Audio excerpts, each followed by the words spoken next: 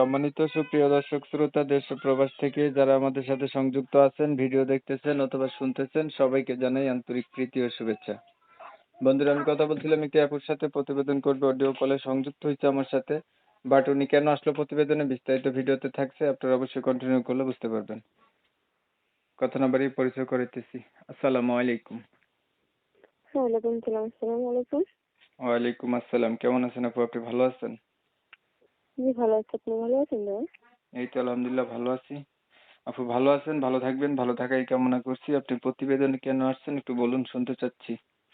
একটা ভালো মনের মানুষের জন্য। ভালো মনের মানুষের জন্য প্রতিবেদনে আসছেন। ভালো মনের মানুষ জি। আপনার নাই? জি না এসে করতে গেছি। দেশের বাড়ি কোথায় আপনার? দেশের বাড়ি নোয়াখালী সুবর্ণচর। পরিবারে আছে কে কে? আমার দাদি আছে। আর কেউ নাই? মা বাবা নাই? জি না, আমার আম্মু আপু নাই। কোথায় গেছে ওনারা? কি? বাবা মা কোথায় গেছে আপনার? আম্মু মারা গেছে, আব্বু বিয়ে করছে। দাদির কাছে থাকেন? বুঝি নাই। আপনি আপনার দাদির কাছেই থাকেন? হ্যাঁ হ্যাঁ, আমার দাদির কাছে থাকে। আপনার বয়স কত? আমার বয়স 18। বিয়ে হয়েছে? না, এখনো বিয়ে শুরু হয়নি। নাম কি আপনার? আমার নাম বন্যা। পড়াশোনা কতটুকু করছেন আপনি?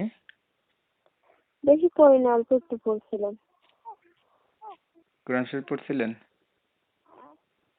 হ্যাঁ পড়ছি, অল্প একটু পড়ছি, নামাজের ছোট থেকে সব জানি আর কি। আচ্ছা, আপনার বিষয়টা ক্লিয়ার করছি আমি। প্রিয় দর্শক শ্রোতা, শুনছিলেন আমি কথা বলছিলাম, ওনার নাম হচ্ছে বর্ণা। নোয়াখালী সুবর্ণচর এলাকাতে থাকে। প্রতিবেদনে আসছে, ভালো একটা মনের মতো মানুষ চাচ্ছে। বলে রাখা ভালো, পরিবার ওনার বাবা নাই, মাও নাই, মানে বাবা আছে থাকতেও নাই, বিয়া করছে।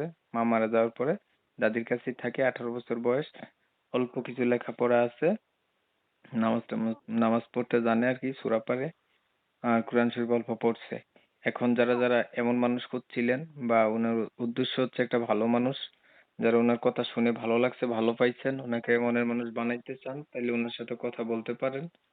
আর যদি ভিডিওটা ভালো লাগে তাহলে হচ্ছে একটু লাইক টাইক দিয়ে রাখতে পারেন আর কি। আপনারা জানেন আমি এমন ভিডিও দেই।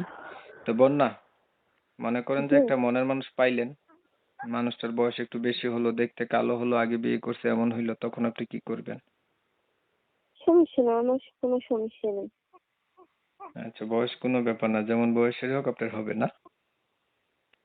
যেরকম বয়স হোক আমি রাজি আছি। ভিডিওর শেষ প্রান্তে চলে আসছি, আর কিছু বলবেন? না, আর কিছু বলবো না। ঠিক আছে, ভালো থাকবেন।